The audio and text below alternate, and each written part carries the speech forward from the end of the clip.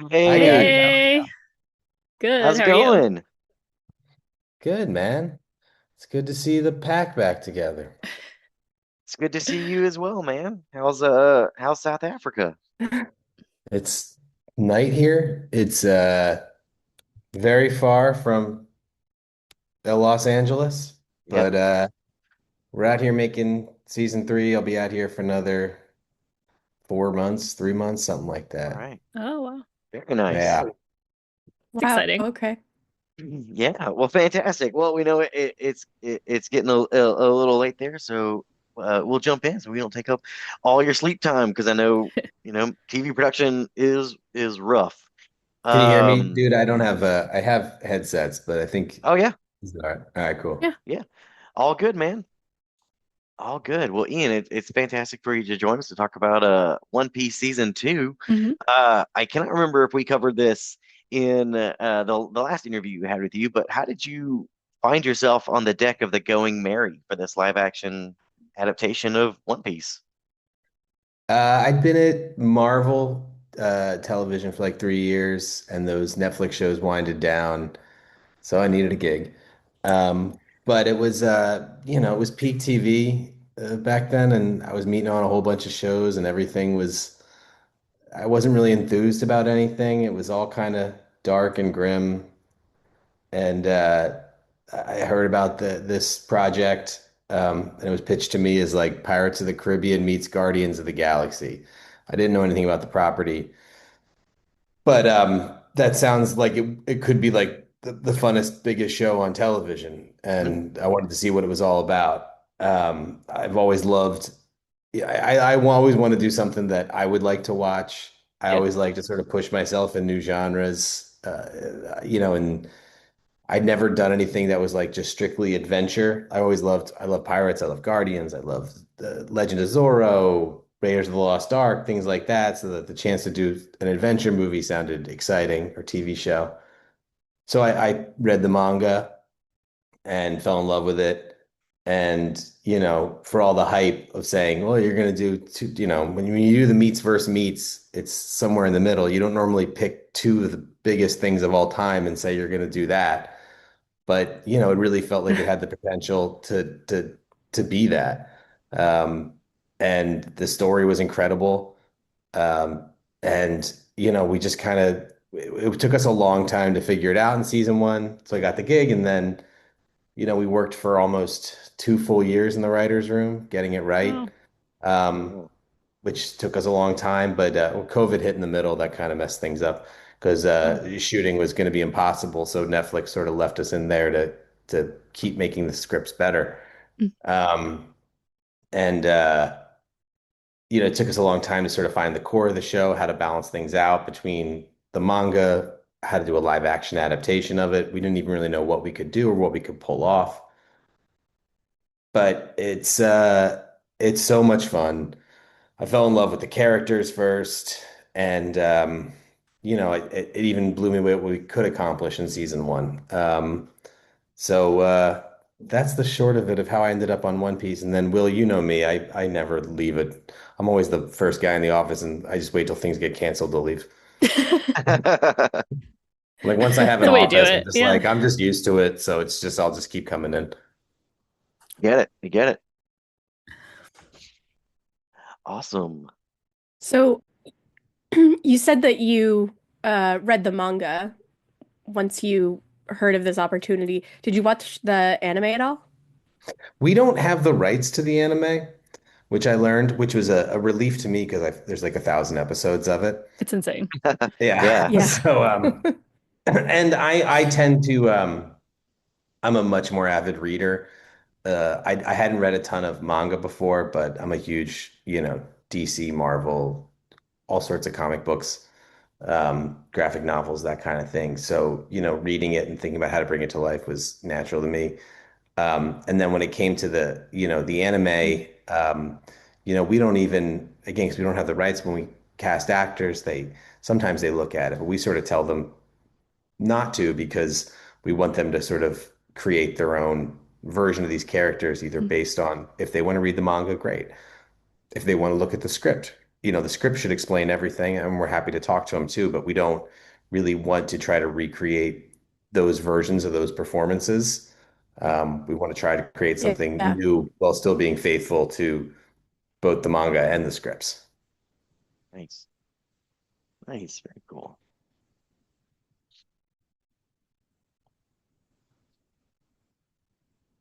What else you Well, get? Um, so hey, what is your process like? Oh, sorry. I my connection is not very good, so oh, Well, it I'm okay. very sounds far like I'm away, so I don't responding in blame kind you. on It could be my me. end, but I might not be Well, on your well, end. Kay Like and I are in the same house, so I'm not sure why her All right. connection's worse than mine.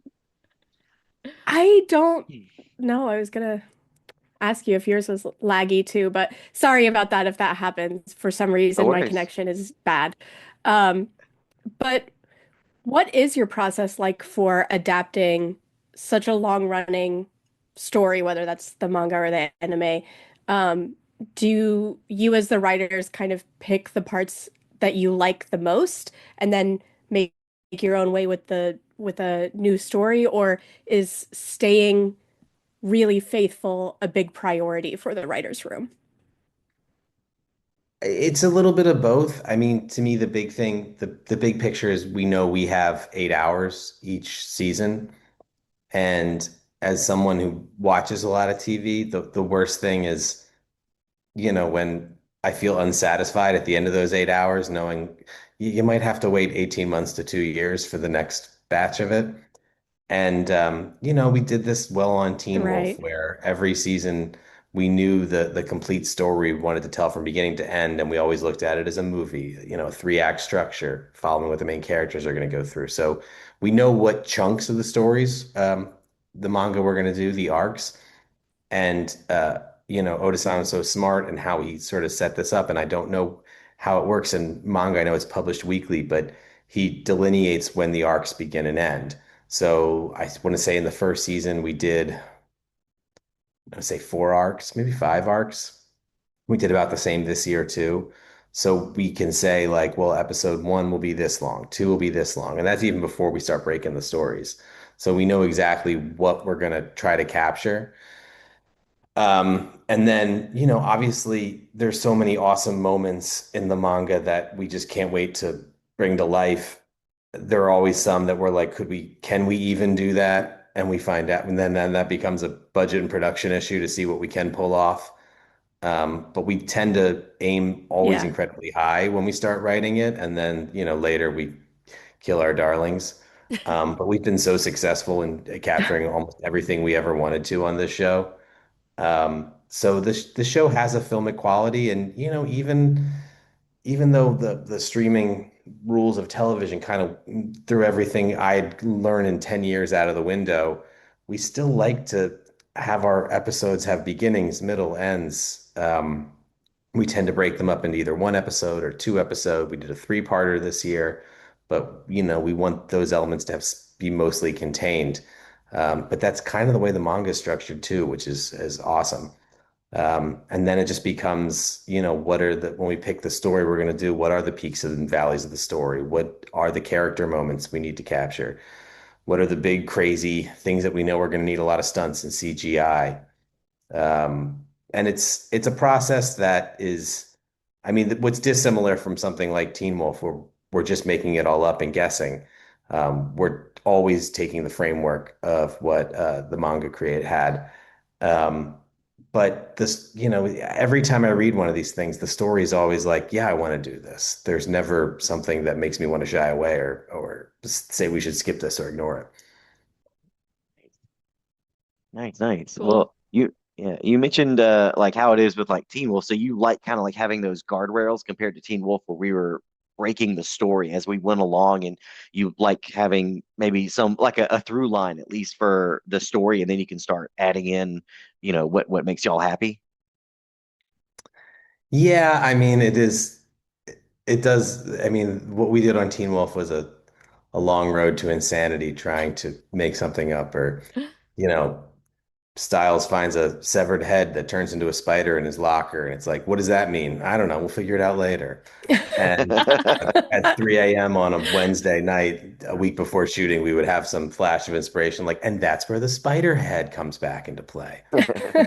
Um, but on this show, because we actually have all 8 episodes written, pretty much decided in production what we can do. And by the time I'm out here, let's say it's 90% done. There's always the 10% of like, oh, we found out on the day we can't, or found out a few weeks before we can't do this. We're going to have to trim that for budget. Or, one of our actors had an idea, wants to rework it that way. But for the most part, I mean, we're 90% our scripts are locked by the time we come out to Cape Town, probably a little higher. And compared to Teen Wolf, probably it's more like 99.9%, where, as you know, it was a lot of late nights. So having that Yeah, off the table is great. But on that same point, we know that in season one, I think the big difference was, we had to make sure people connected to our characters, um, because that's television. If you don't love the characters, you're not going to follow, you're not going to keep going forward. So we would borrow things from later in the manga or sort of enhance things from the past that we know their backstories. And then much like Teen Wolf, by the time we're in like season three, it's like we know our cast, we know they're loved, we know our characters. And now it's just time to hit the ground running and get bigger and crazier with it.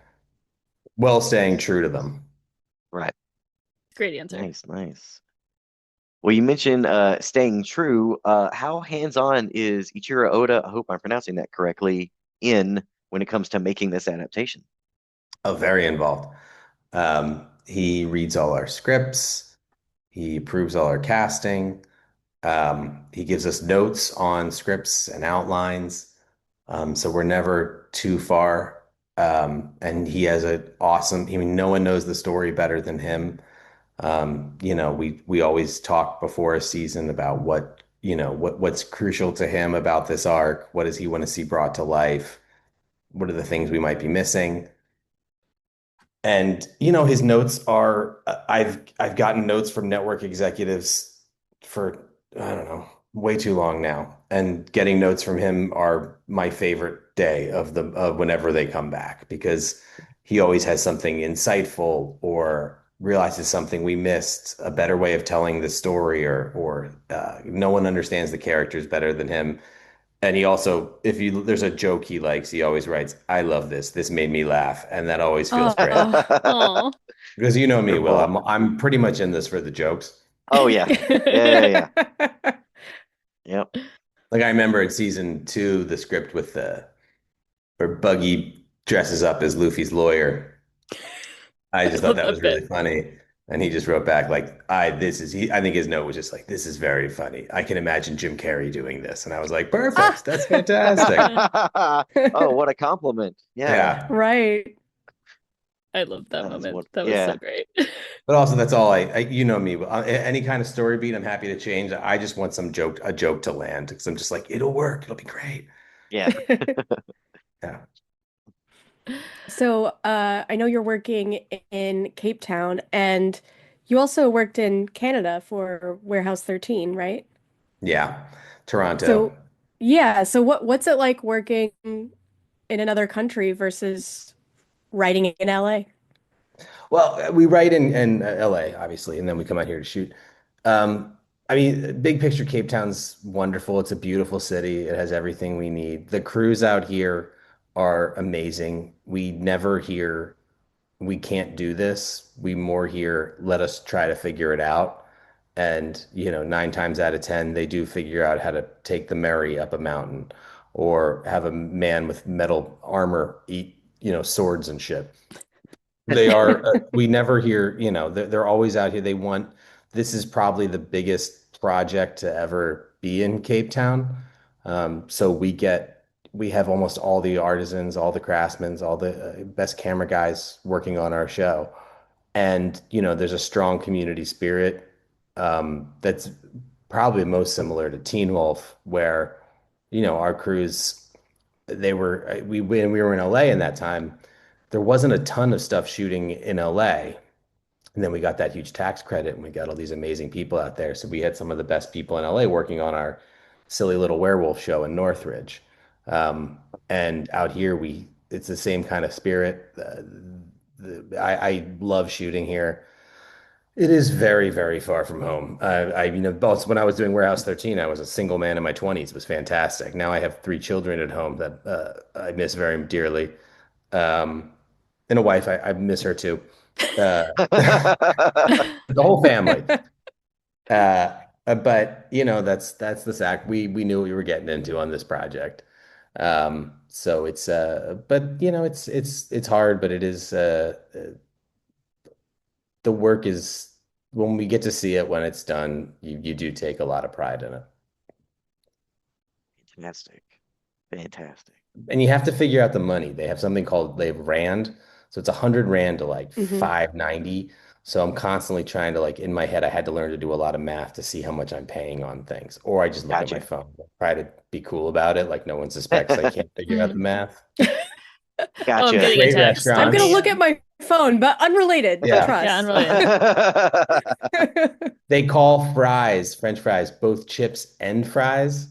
Like they just Oh, can't okay. decide. Oh, Okay. Um, what else is cool about here? There's a bunch of loud birds that wake me up, which is good because I don't always set an alarm. No, I love Cape Town. It's awesome. I mean, I've been coming here for way too long now, since 2000, what was it, 2021, 22 when we did season one? What year is it now? I don't know. 21, I 2026. think we would say. Yeah. That's math I don't want to do. Like, Yeah. just right. time passing. No, thank you. Must have Yeah. been 22. 20 was COVID, right? 21, Yeah. 22. That makes the most sense. Yeah. Gotcha. So, since the scripts are primarily done by the time you get on set, how much time do you spend on set, and what's your role like when you're on set?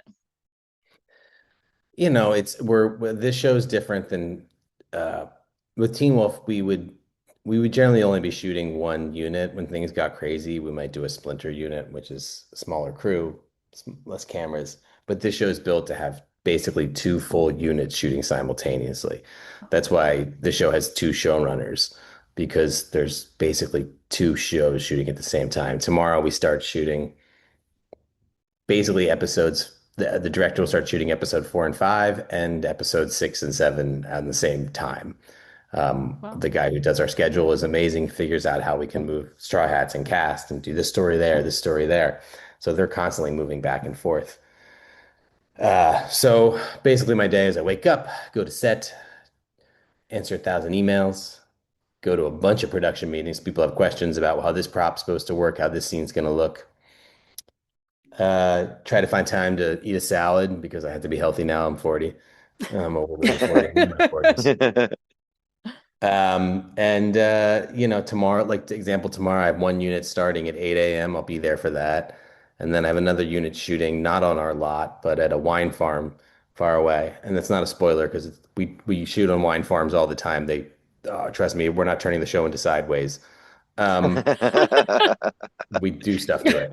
Uh, and then I'll probably wrap around midnight. And that's kind of an average day for us on One Piece. It's about as nuts as Teen Wolf was, but I thankfully, as Will knows, we don't have the added pressure of we're going to run out of scripts in about 10 days. Yeah. That was always the thing that kept you up at night, or Yeah. kept you up at night in the writer's room after a long day of shooting to write more. Yeah. Um, Oof. But there's a lot of this, again, it's a very huge, very expensive show as compared to our little indie project for MTV. And that means a lot of oversight, a lot of things going on. But everybody, Netflix is incredibly supportive of the show. Um, and no one ever says, don't make this One Piece. They seem to be on our side, and they want to do justice to the manga as much as anybody else. Our producers at Tomorrow Studios are incredible. And I've got a couple of writers out here now who help me cover set. And it's just you shouldn't ask me on a Sunday because now I'm just thinking about my schedule for the week. But that's what my assistant does. That Oh, she stresses me out enough. Anyway, it's gonna be great, guys. I can't wait to show you season 3 as soon as I survive it. I'm very excited. Nice. Very nice. So, how's your role as a co-executive producer compared to writing for the show? Is it just a lot more production meetings? I mean, it's the same gig. They just keep adding titles to you as the longer you Mm. stick around. But again, the one nice thing is we have ample time to figure out all the writing before we actually go out to shoot. So, we kind of know what our basically we do, let's say 4 movies. We 4 directors, we have 4 blocks or 5, whatever. But again, having that amount of time for preparation is what really helps us on this. And we build these massive sets. We build all these. We have to plan out the stunts. The stunts can take weeks to prep, that sort of thing. So, but again, that also helps with we have the best crew, the best department heads anywhere. So, I'd like to say the show runs itself, but that doesn't. But uh, it's a lot of work, but at the end of the day, it's the same with when we were making Teen Wolf. You if you like what you're doing, you won't work a day in your life, because you love being there. Yep. Sunday Great. nights is a little mind-boggling because I've been off all weekend, but yeah, anyway. Okay. So let's see. One Piece, as you mentioned, has some incredible sets. One of my favorite being the carnival in your episode, the beginning and the end. What has been your favorite set or set piece from the show so far? The Baratier in season 1 was Mm. the big fish restaurant. Hmm. It was I think because I was involved with production, but I came out in I didn't move out to Cape Town until after the pilot. The pilot was basically the first 2 episodes as like a 2-hour movie. Mm. And then so that was the first set I shot on. Um, and because we did what the Barati episodes were the second episodes up that year.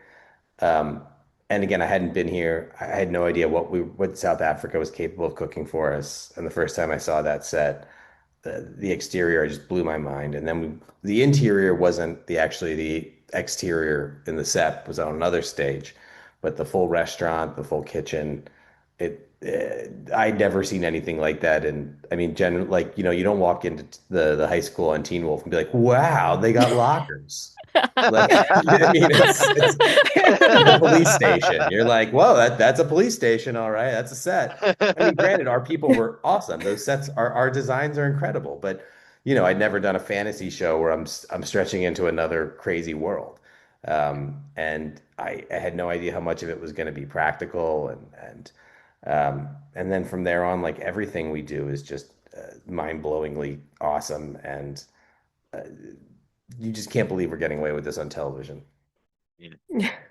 That one was a really cool set. My Yeah. fiance collects all the Legos, and that's like the dream one. The only one he doesn't have that he's They sent aiming me to all the get. Legos.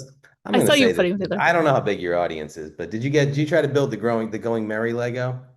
So that's the one he's currently working on. He does all the Legos. I just Okay. pop in afterwards to be like, that looks cool, babe. They Wow, sent them all to me. babe, My that's kids are great. obsessed. I've been asking around and I found like 3 other people who have real problem putting the back of the Going Merry on. Mm. And I thought I'll I'm let just you. like, I'm not good at the instructions. But then I talked to like 2 other people, maybe 3 other people who told me the exact same thing. So, Calissa, if he can nail getting the back of the Going Merry on, either give me some hints Okay. or I'm not saying Lego did. I've probably spent thousands of dollars on Legos for my kids at this point. But that was the big disappointment. I think at this point I've just Yeah. kind of like rigged it on with some other Legos. I'll let you know because yeah, he's just started that one. He's built the others except for the floating restaurant because he's still that one's like 330. It's insane. I But know yeah. they sent us all the Legos, and I was like, great, but like now I have to build all these with my kids. And like when I saw the Baratier box, I was like, this thing is It's like huge. I want to say it was like over 10,000 pieces, something like It's that. insane. Oh my Yeah. God. Yeah. And then it is crazy because like again, like I'm like, well, I know where this fish bar goes. That's the front of it because I've been there. Like it's perfectly how it's supposed to look. But it is like a really, I mean, Legos have been a big part of my kids are obsessed with Legos. And now dad has Legos for his job. And I think it's helped them understand what this is, but Oh, it is wild that uh, I don't know why that's like I mean the Buggy Circus Legos because that's not in the manga. That's just something I came up with because I just always wanted to do an episode in a circus. I'm obsessed with Cirque du Hell yeah. Soleil, so I always wanted to do. We kept pitching like evil Cirque du Soleil for like most of the weird genre shows I've been on, and no one ever bought it. And now it's like a Lego set. I don't get a dime, so I'm not bragging, uh, but it is. I'm like, I think that might be my. I think I might have peaked with that one. okay. I haven't actually read the mangas, or I've watched a couple episodes of the anime. Like you said, that's a Yeah, thousand episodes. I'm not invested in that, but yeah, that's really cool. I had no idea that wasn't in there because, I mean, Buggy's my favorite, and everything about Buggy is just great. So I really loved that set piece and all the evil yeah. circus. I mean, I do like writing a bad guy, Yeah, got and my I Buggy did love shirt that on right episode. now. Oh, really? Oh, Yep. cool. Mhm. Yeah, I, my wife got me a Buggy Pirate shirt from Target when I came back for the premiere. Yeah, this one She's Nice. I like, think yeah, was from Walmart. We got it on the way to go see it at the theater nice. in Well, Indy. Jeff Ward's incredible. He played Buggy in the first season, and a lot of Buggy doesn't appear as much in the manga in season what would be season Mhm. one as he did in this one. But I was just, I mean, even before we cast Jeff, I was just, oh, this character is just too much fun. And so, when we needed a plot device to get where they couldn't find Nami, and I just wanted to bring back Buggy's severed head at the restaurant. Because I was just like, it would be so much more fun than and then he just ended up. I think he's in like pretty much every episode of season one. We didn't have him back. It was so much great to have Jeff back for the first episode of season two. Obviously, he's one of our most memorable villains to sort of reset us off in a new direction. Uh, and who knows? I'm sure we'll see him again with a little luck. Fingers crossed. Yeah. So is he your favorite character to write then? No, I mean, my favorite character is always is Luffy. I mean, I think at my core, even though I can sound like a Debbie Downer, I'm a total optimist. I believe that you can get the best out of people by encouraging them and believing in them. But there's also, I want to say like I'm Luffy, but I'm probably at this age more Homer Simpson.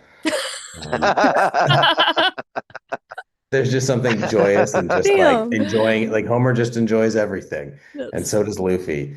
And but again, to get to write that kind of hero, I mean, back to Teen Wolf because I think this is a Teen Wolf podcast. Scott kind of brought those vibes too. Like Mhm. Scott was a leader without Yeah. having that kind of thing that most writers are looking for the darkness, the edge, and like some people are just it's when I was in my dark TV era writing these shows, I was trying to tell the reason you write bad guys is because writing good guys is so much harder. Like being Mhm. evil is easy. Like trying to do the right thing when everyone's throwing negativity at you is so much harder. Um, and just, I believed in that character right away. Getting to write the flashbacks in season one, his origin story was very cool. And as much as everybody, the Buggy episode, episode two was well received, and people are like the Buggy episode. I'm like, it was supposed to be the Luffy episode. Like it's, Oh. I wanted to throw him up against the devil so you can really Mhm. understand the soul of this guy. Um, but Jeff Ward stole the show. But Yeah. Kiki is an incredible actor. I mean, one of the reasons I was on the show for 2 years writing before we really got the full green light to go ahead and make it. And at this point, again, it's 2019-ish. It's peak TV, right? Everybody Mhm. I know like two writers in different rooms based on the Tron franchise or something. There's tons of people just writing stuff that will never happen. They just, and so I always sort of believed them like, well, I didn't think this show was going to happen as much as we're writing it, but it's getting better. It's getting better. And the big thing to me, the reason I never thought it was happening, like you'll never find Luffy. Like we'll never find an actor on planet Earth capable of pulling off this role. And Iñaki is, I want to say 1 in 5 billion. How many people on Earth now? 6 billion? I don't know. Mhm. He's and he really is that kind of incredible spirit, and he I'm just excited to write for him. And but honestly, while I'm praising him, all the cast is just they're incredible. They really embody their roles. They're a pleasure to work with. And most importantly for me, as someone trying to keep the show on, they're just so likable and fun. They're easy to write for. And I think the audience responds to that. That's what they respond to, whether it's, House or Mhm. One Piece. People just want to watch the people they enjoy on television every week or Absolutely. 8 weeks every Oh two yeah. years. You guys.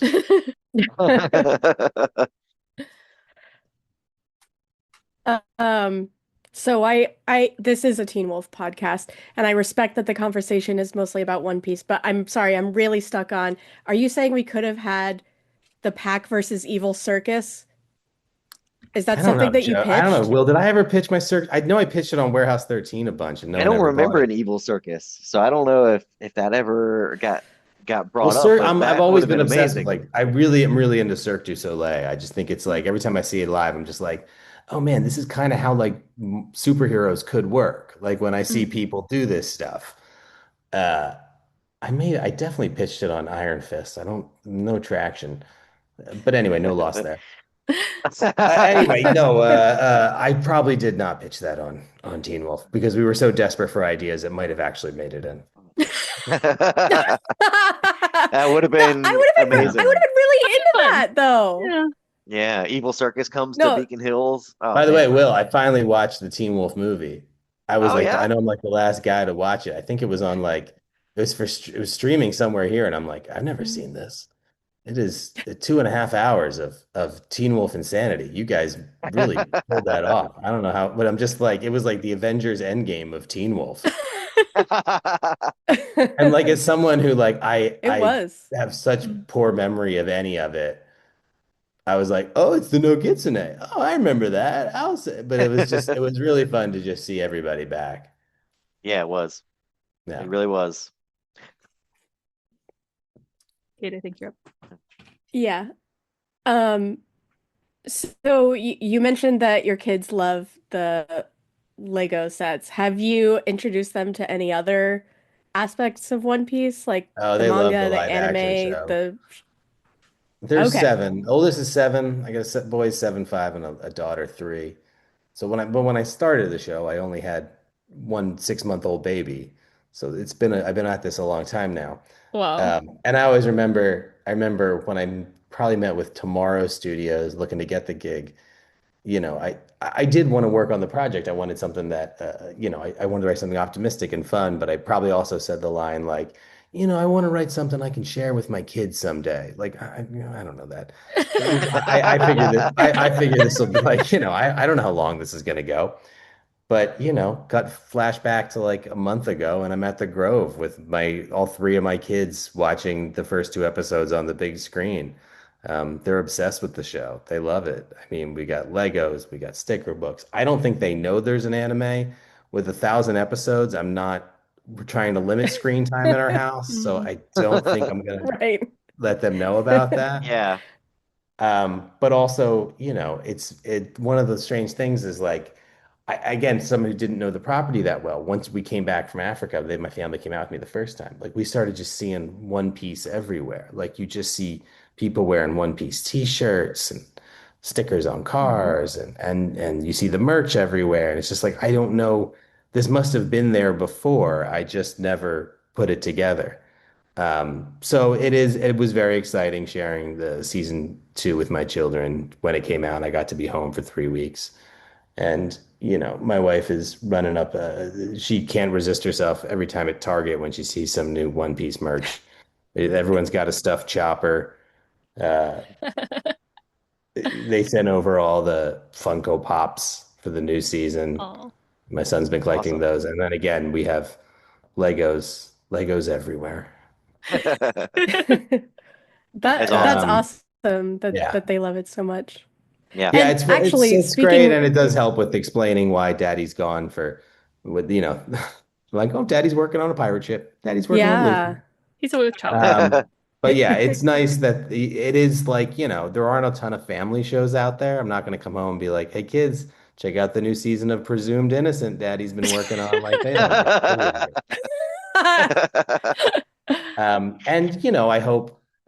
I do think, and maybe this is selfish, like, when I was growing up in the 90s, TV was something your family did together, like Mhm. whether it was Yeah. X-Files, Simpsons, whatever was on. But Yeah. and we would just sit down and watch shows together. And now, they don't even Netflix is who I love is they tend to tear off. Here's a teen show. Here's a adult show, that sort of thing. But like, without that, and like, if my kids said they wanted to watch something with wizards and dragons, like I got to double check it to make sure it doesn't have like graphic sexual violence now. Um, so Right. to make a fantasy family show that I think is entertaining for hopefully whether you're 12 or 40, whatever, it's fun for everybody. Yeah. And the stories are timeless and cool. And I do think, it just you feel good at the end of the day putting this stuff out there. Oh yeah. Oh yeah. Whenever I went to go see it, the first two episodes of the second season in theater, it was surprising to me the age range because yeah, there was like people there with their younger kids and then like a solo couple that were like probably in their 60s just all dressed Yeah. up and yeah, it's just I love the enthusiasm. The girl next to me started crying as she was during the Oh, whale episode and everything and just like singing along and yeah, it was just love the Yeah. enthusiasm. No, it's nice. It's Wonderful. the reaction's been great. It's super cool to, you know, um, again, it's a fandom that I didn't know a ton about and I don't still might not, but I know the passion they feel for the story and these characters. And even if we change something, it's not about we want to stay true to it. We're Mm. fans ourselves. We just don't have time to look at the internet as much as we'd like to. Um, yeah. but Wh- we always want to do right by this and make the best thing possible. Yeah. I went to No Kings yesterday, and there was a teenager there at the protest running with a huge One Piece flag.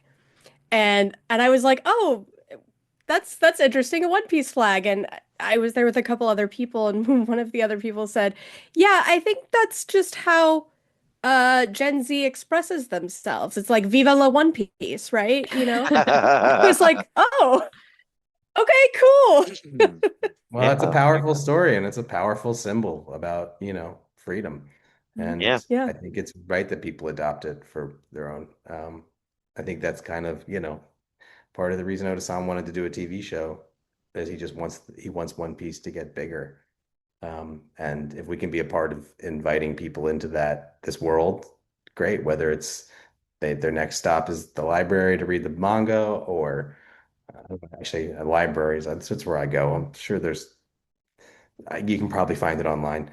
Whether it's the anime or whatever, it's just it's such a vast, awesome world that you can keep jumping into. And one of the things I think I like about the show is in that same way that like, I love, let's say, Batman. My wife is not going to sit down and watch a Batman animated cartoon show with me. She will watch a Batman movie with Robert Pattinson. Like that's like, oh, she'll Okay. she'll go to that. But in that same way that One Piece has been, in whether it's in manga or anime, it didn't yet have that thing that could bring people who might be hesitant to that type of story or that medium into a much bigger fold. Mhm. And I think for fans who know the story already, the best thing about the live action is that this is something you can bring the people in your lives who don't know One Piece, and aren't going to watch 1,000 manga animes and sit down and read the book. This is how you can start them into this world and be sharing it with them. I mean, yeah, Right. you completely nailed that. Like my fiance's big into anime and stuff, and I have a hard time getting into it, but yeah, I sat down and watched it with him. I'm like, wait, I mean, I wanted to watch it because I was like, hey, I know that guy who writes for it and stuff, and I was like, wait, this is really good. I really enjoy this. Well, it's So the same Yeah. thing, Marvel too. I mean, as yeah, much as crazy as this sounds, guys, before 2008, you wouldn't just see a guy walking down the street with an Iron Man t-shirt. Right. Like, they figured out how to take this stuff into a bigger world and while staying true to the stories that people love. It's just it was the medium needed to change. Right. Um, and anything we do isn't about taking away from the book or the anime.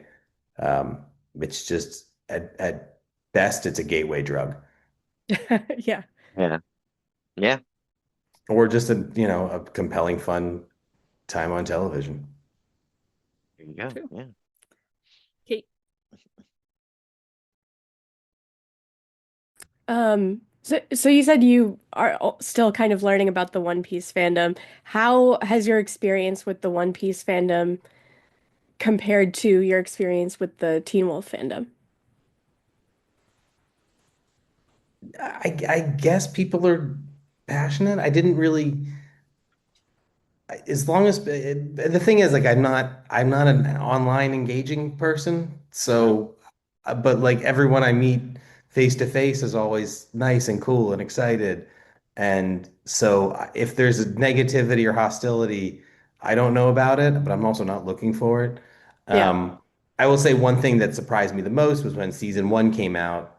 There's going to be a lot of reviews, whether it's in the Hollywood Reporter, Variety, Vulture, whatever those are. And like I was stunned at how many reviews knew what One Piece was and knew the story, the critic. And so was kind of comparing it to that. And I did not anticipate that. And so, but it was nice to hear because I didn't know whether was our goal to go after this audience or go after new audience, but we're just trying to make the best show we can. And it did feel like the reaction among these hardcore fans who were devoted to this thing was you did okay at worst, like you really, and I think it's great to hear the praise for the cast. It all seems very positive. But even on Teen Wolf, I mean, I feel like because it's a little different because in that they didn't know where our story was going. right. And, if we could kill off characters. We could do horrible things. And again, I don't, my reaction was more like, I remember AV Club was like a website that would do reviews of shows that aired the night before. Mm. And then you guys, you had, it was not another Teen Wolf podcast, right? Am I making that up? That was you guys, No, right? that's Did that? another Nope. podcast. No, sorry. That's another Oh, podcast. all right. We did that one too, right? Didn't they come to the Yeah. stages once? Yeah, they came to the stages once. Yeah. Yeah. They were very nice.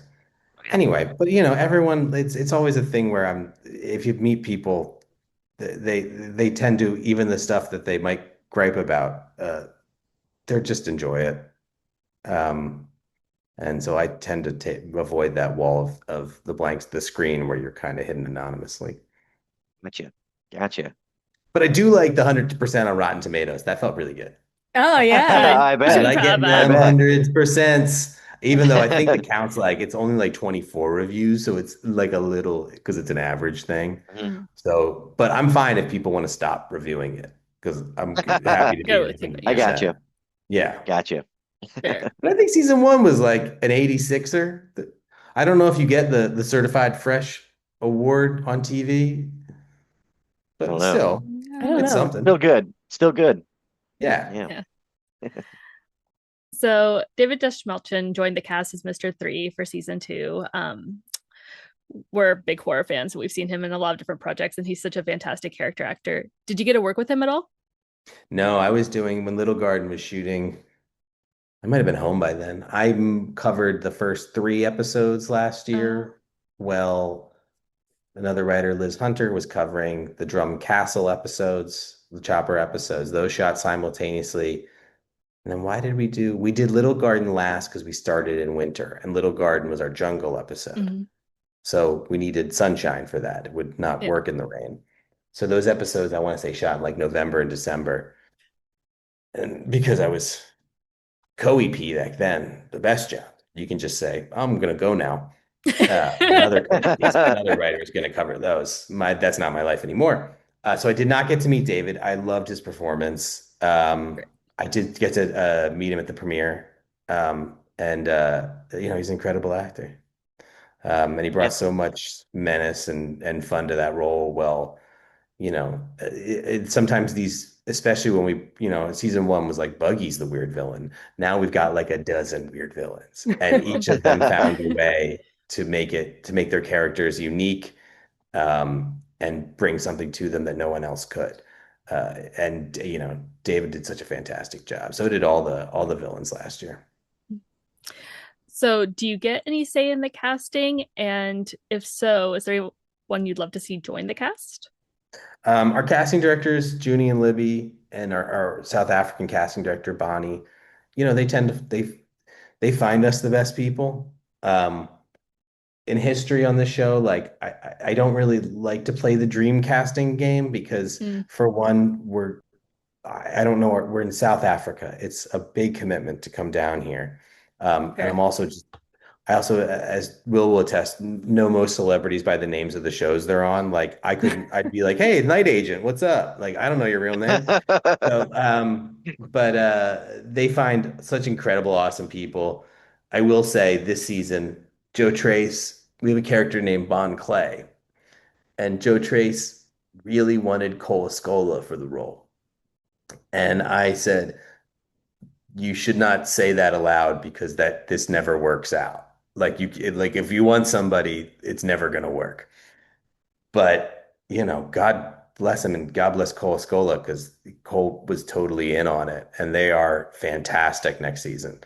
oh, It's a big, crazy role. And so now that we've cracked that curse, who knows what we'll come up with if we get a yeah. season four.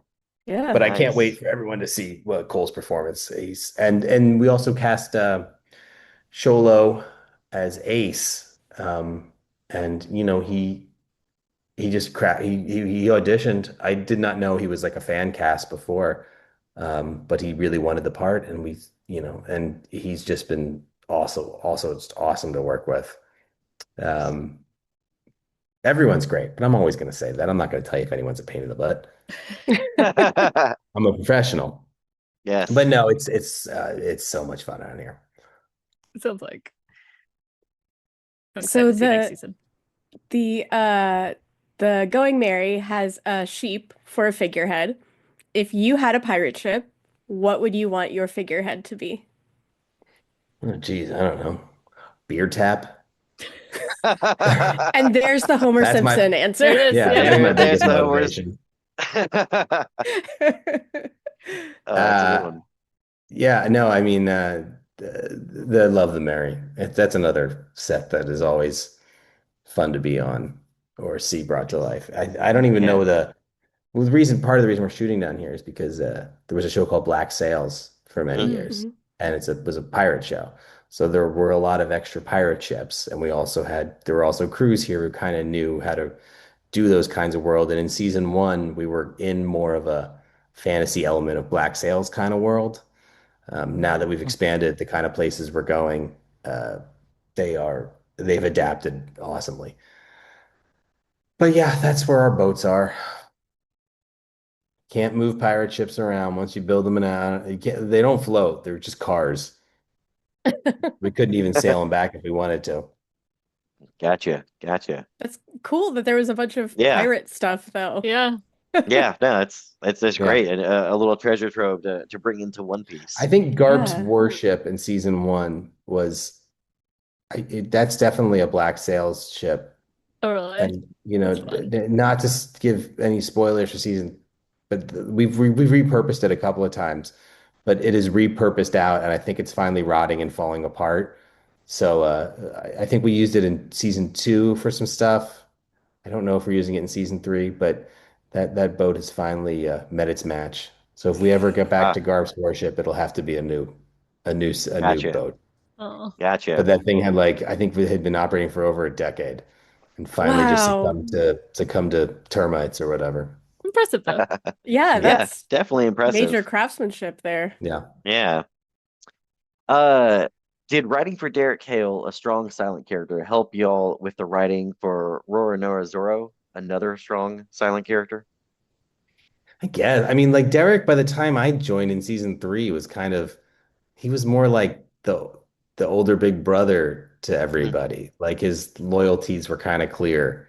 Um, and but yeah, I will say oh man, was it every time we gave Derek comedy because he would just do it so deadpan that it made me laugh. And Yeah. I do think with it's the same thing with Zorro, where once we've established that character as the strong silent type, it's always funny to needle him a little bit. And Mm, because if we give him a line or a joke or a physical gag, it'll land so much harder. That is one thing I remember about we did with Derek a lot. yeah. Um, but no, I mean, McKenna's very into the role in terms of like, he studies manga panels and he wants to try to match him, and no one turns on the charm like this dude when you say action. Love the demon smirk he does. But no, I haven't thought about Derek in a long time. I was bummed that Jeff killed him off in the movie. I Spoiler, I guess it's a know. Teen Wolf Oh, podcast. Yeah, Yeah. that was a But bummer. I guess he got That a was a pretty surprise. good death. Yeah, it was yeah. memorable. So I mean, Yeah. yeah. Yeah. Yeah, I will say, as much as I love Bucky, Zero's had the funniest line for me so far in season two. I do have a couple more episodes to finish, but when his whole like deadpan of, oh, so it's a female whale. It's like the That's best line. Ashley Wigfield was a new writer in season two, and she loved writing for Zorro, and like she loved that giant stick that he built. She thought that was It's going to good. be the funniest thing in the world, and we were like, I hope McKenna goes for it. McKenna loved the giant stick. It was like the funniest looking prop. Um, yeah, she nailed it. She writes hysterical stuff. It was great. Nice. Do you have any plans to direct in the future? Oh hell no, that seems like way too much work. I'm not getting enough sleep as is. Fair enough. I Very yeah, fair. I still don't know what everything is. There's all these people and stuff. No, I'm just kidding. But I know my limitations, and I can visualize a movie in my mind, but the movie they end up making is always so much better anyway. But I do not have that visual language that is necessary for directing. I was just curious Yeah. since you're moving up with the producing credits and everything. Plus, I like to just leave ghost for an hour, take a nap in my office if no one's looking for me on set. You can't really do that when you're directing. True. Fair enough. That's true. Very true. That's true. Speaking of ghosting, pause the podcast for a second. I'll be right back. Okay.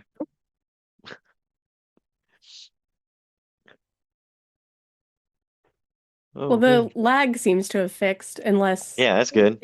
it seems like it on my end. No Yeah, one's frozen in a while. Do you want that's a good. conclusion question since it was going to end on a season three thing, but we already know the That's answer to true. that? That's true. Uh, You look like you're looking around for inspiration. Like I a question am. might I pop am, but around. I don't know why I'm looking. I've got nothing in here that's One Piece related. Quick. Do you like Diet Coke? Do you think Luffy drinks a lot of Diet Coke? Is it possible? No. No, we got to limit that kid's sugar intake. He gets way too and caffeine.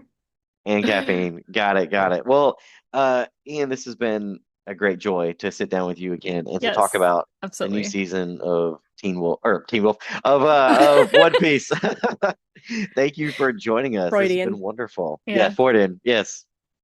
All right, guys. Good seeing you again. Yeah, good Great seeing you seeing you as too. well. Yeah. Hope you have Take it easy. yeah, have a good night and a good luck tomorrow on Thanks set. for Yeah, watching.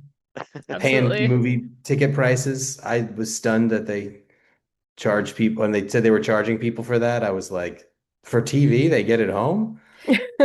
Well, you should be telling But that to and it's Netflix on at that movie home like the theaters are same night good. it came out. I don't know how that's gonna work, It's the but big screen. the one I went to in LA, like seeing it on the big screen with everybody around, like I feel like everybody got their money's worth. It was Nice.